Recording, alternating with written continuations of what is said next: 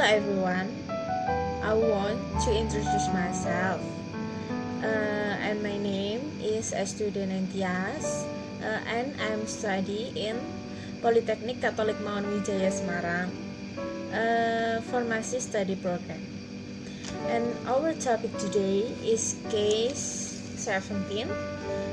Mr. S is 56 years old male. He have infiltration of the lung and must to do open lung biopsy, but Mr. S refused to undergo. After that, Dr. D suggested an alternative procedure known as trephine lung biopsy. The procedure was usually virtually painless, but did have two possible complications. Dr. D didn't mention to Mr. S that the procedure also involved risk of perforating the spleen or the liver, and common risk but not as uncommon as that. Apparently, Dr. D was not aware of this risk. Finally, Mr. S consent in writing to the trephine biopsy procedure, but Mr. S was anxious, apprehensive, and nervous. The operation began. Mr. S was directed to hold his breath. Instead, Mr. S winced and moved, causing his spleen had be perforated. Before answer the question of case study 17, I will explain you about open lung biopsy and trephine lung biopsy. What is the difference and why informed consent is important? A lung biopsy is a form of medical operation.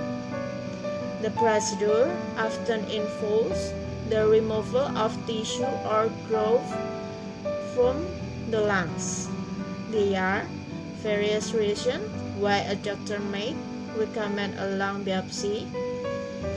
They may choose from several types of biopsy depending on the most suitable for the individual. People can experience some anxiety ahead of a biopsy. However, understanding the nature of the procedure as well as the risks and benefits can help someone feel comfortable beforehand. And basically, the difference of open lung biopsy and trephine lung came from how to do the operation. And the doctor will usually suggest open lung biopsy when other methods can get cell samples. You won't be awake for this procedure. Your surgeon makes a longer cut than in other methods, which may run from your chest and under your arm to your back. Then the doctor reads your lungs and remove the cell. The doctor will usually suggest trephine lung biopsy when cells can be reached with a bronchoscopy. You will be awake and your skin will be numb, and you may get a sedative to relax. When the needles enters your lungs, you may feel discomfort or pressure. You'll need to avoid choking, and you may have to hold your breath. And then Of course, this procedure have risks. You make hard to breathe, but the serious complication of surgical lung biopsies may include severe bleeding, wound infection, and blood clots.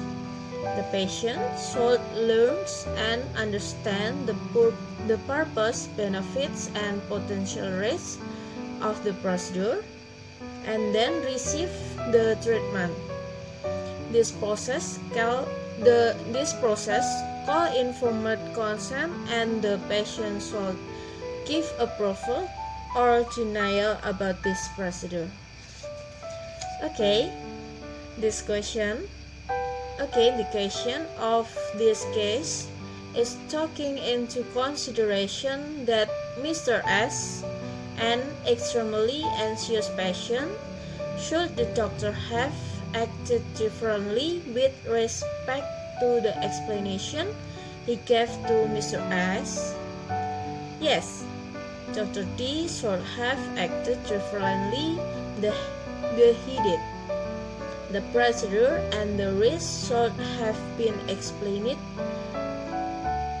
and the equipment demonstrated when Mr. S was in an unsedated state.